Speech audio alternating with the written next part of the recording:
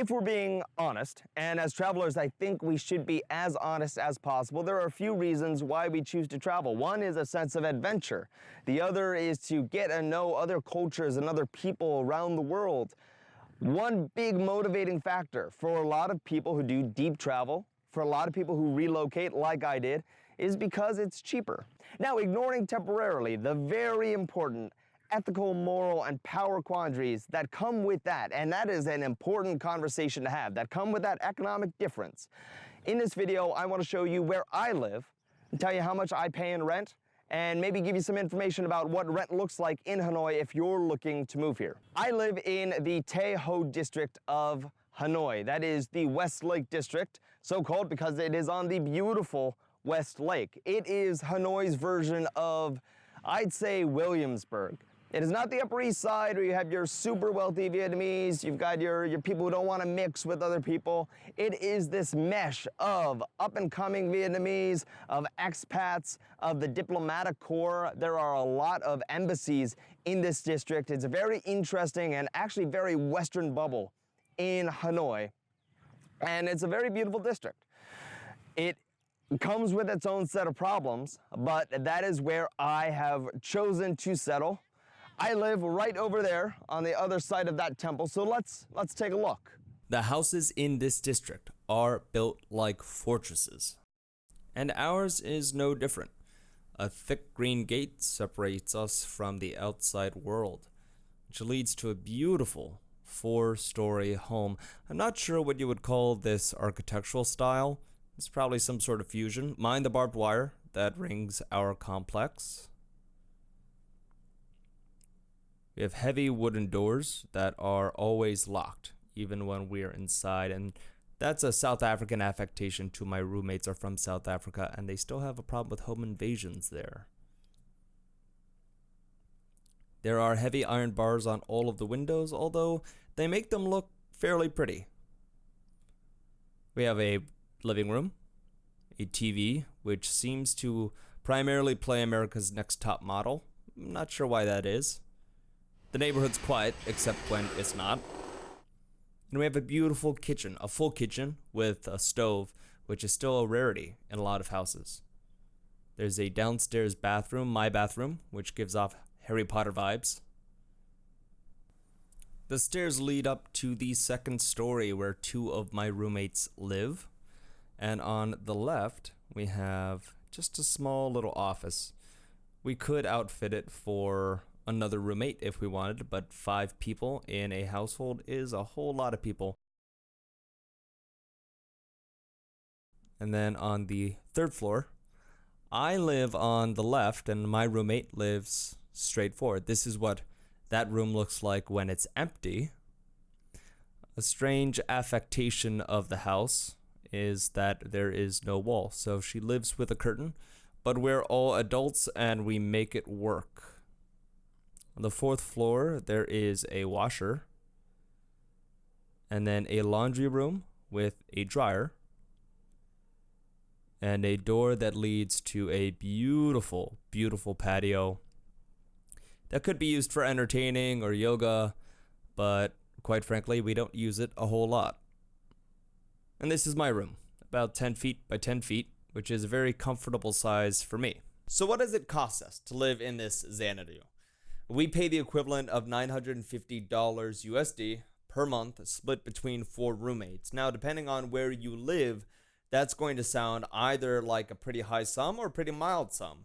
Me, coming from New York City, $950 for a 4-story house in the nicest district, or one of the nicest districts in the capital city of a country, sounds pretty freaking amazing. It's paid in 3-month increments, which is in line with the teaching contracts. Most of the expats here are foreign English teachers, and just kind of the general transients of the expat community. Now, if you're looking at the ranges for rent, Tay Ho is generally going to be the most expensive. It is the quote-unquote expat district. It is where most of the foreigners live, most of the foreign English teachers, most of the expat, most of the diplomatic community lives in Tay Ho. It has the most Western amenities by far. You're looking generally at $250 to $350 per month for a nice room And I'd say add an extra $100 on top of that to $150 for a nice studio. Actually, when I first moved here, I looked at a studio first and almost signed a lease for that studio. It was going to run me $375 per month. I found this place and it was cheaper, and I just kind of got into the groove with the roommates. But that price is possible for a really nice studio apartment in Tay Ho, although I don't know what the utilities would have run me. You can find cheaper rent if you want it. The further away from Tay Ho you get, the cheaper your rent gets. Ba Ding and north of Ako are roughly similar to Tay Ho. Hon Kiem and Cao Zie, you're looking at about $150 to $200 per month for rent. And in Hai Ba Trung, Long Bien, and Dong Da, which are kind of the pulsing heart of Hanoi, you're looking at even cheaper. Also, generally, the further away from Tay Ho you get, the more you enter genuine Vietnam. If we're calling a spade, Tay Ho is a Westerner bubble. It is great for eliminating culture shock, but it is not going to give you an authentic experience of what Vietnam is. You're not going to have to learn any Vietnamese.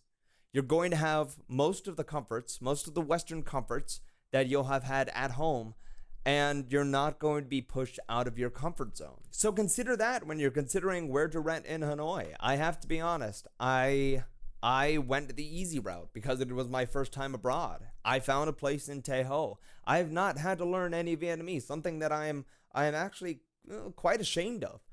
And I have not had the type of culture shock that I would have had I moved to any other city besides maybe Saigon.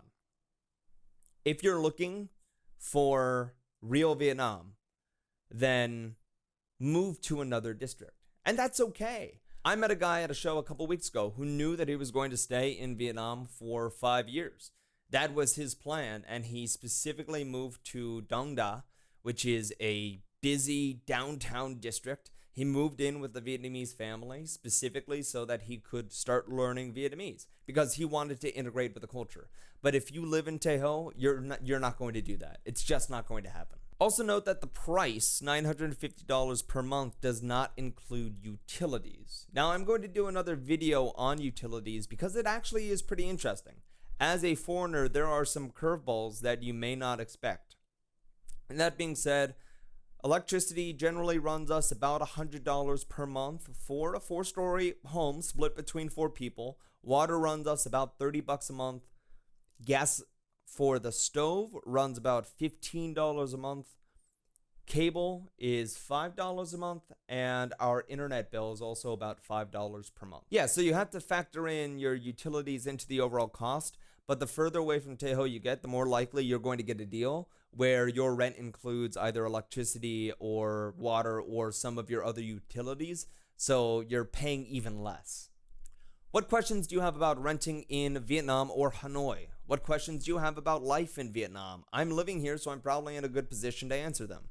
If you want to continue to follow my travels, consider following me on Instagram and Twitter. I post there once a day, and consider subscribing to this channel because I am going to continue posting videos of life in Vietnam because life is way too short not to check out what's going on the other side of the planet, I think. All right. Thanks for watching.